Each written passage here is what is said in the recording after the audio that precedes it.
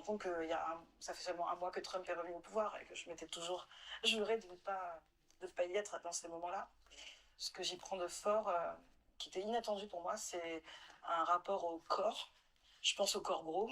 Que d'un seul coup, je réalise les endroits où le capitalisme agit. Puis on arrive en plus, c'était un moment de vie cher, c'est-à-dire que les œufs sont à 12 $. Le beurre est à 8 $, le jus d'orange.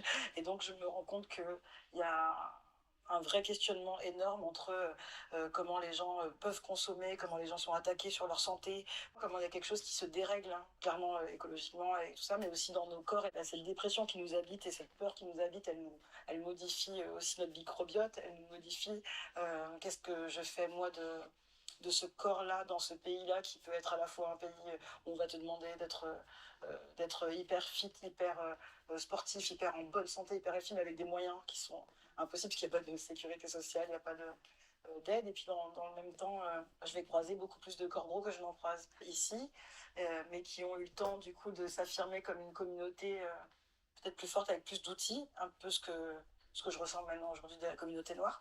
Et ouais, ça me fait un endroit de tilt, réfléchir à ce que ça dit, à ce qu'on dit de nous, euh, à ce que nos corps peuvent représenter, à y trouver des imaginaires justement, peut-être non pas de dire qu'on est proche de la mort, mais peut-être en quoi nos corps parlent fort de la vie et fort de la lutte.